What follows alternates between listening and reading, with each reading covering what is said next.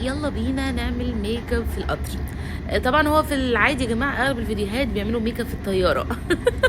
بس كالعاده نحن نختلف عن الاخرون، قررت اعمله لكم في القطر. كنت راجعه من عروسه اسوان على عروسه الاقصر على طول، فحسيت شكلي كده مرهق جدا وما كنتش نايمه، فكان وشي زي ما تقولوا باهت.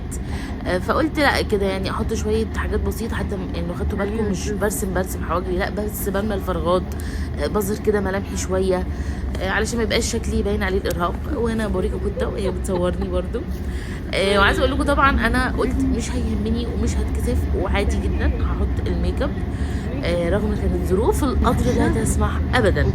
استخدمت الفرشه دي اللي طلعت معايا، رغم ان هي مش بتاعت بلاشر خالص، ولكن استخدمتها في بلاشر كريمي من سوما، حلوه قوي قوي قوي. والقلم من ريل بيوتي من شمس تحفه. القلم ده دلوقتي يعني ما اقدرش استغنى عنه، خطير. البلاشر بقى يا جماعه بصوا، يعني انا اتاريني بقى حطيت كتير جدا، اتصدمت هنا. ولكن هو صدمني بقى في دمجه، سهوله دمجه وتوزيعه اللي سهل بشكل رهيب، ودرجته يعني بصوا انا لسه هعمل لكم كمان فيديو مفصل عن البلاشر ده بدرجاته يعني، بس حقيقي يعني بوريكم انا هو بنفسكم قد ايه بهرني. الناحيه التانيه طبعا اتعلمت حطيت اقل شويه، والقطر طبعا يعني مش عايزه اقول لكم كان مساعدني جدا.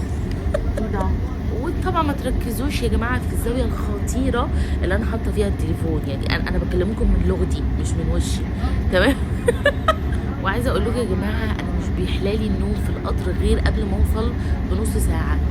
يعني انا بدخل في مرحله نوم انا ببقى عايزه يعني بجد ابكي واقول لهم لا سيبوني اوصل للقاهره نايمه، مش مهم انزل في البلد اللي لا انا عايزاها بجد.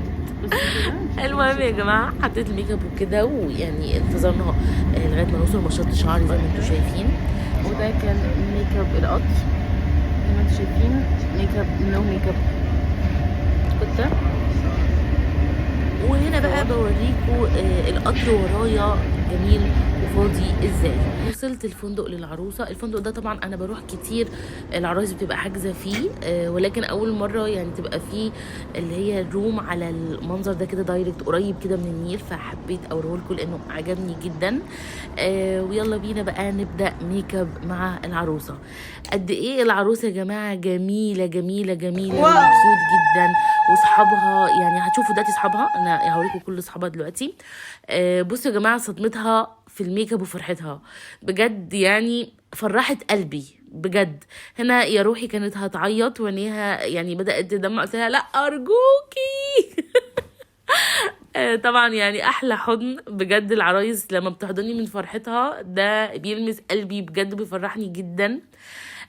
طبعا هنا كانت بتقولي رايها، بس للاسف كان في اغاني شغاله، ف يعني هتسمعوا رايها بقى دلوقتي. اللي هو بصي العيله واصحابي كلهم بيحبوكي، طبعا انا بحبك كتير كتير كتير. تعبتك معايا، اخرتك، يعني مش عارفه اشكرك ازاي على زوجك الحلو ده، فشكرا كتير كتير.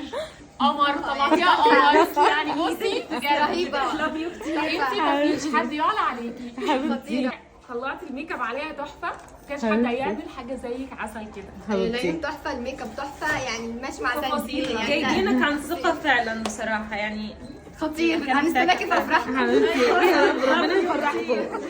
وطبعا مش محتاجه اقول لكم ان انتوا تقولوا لي في الكومنتات عن جمال ونعومه الميك اب اللي حقيقي ظهر جمال ملامحها، لان هي ملامحها جميله جدا.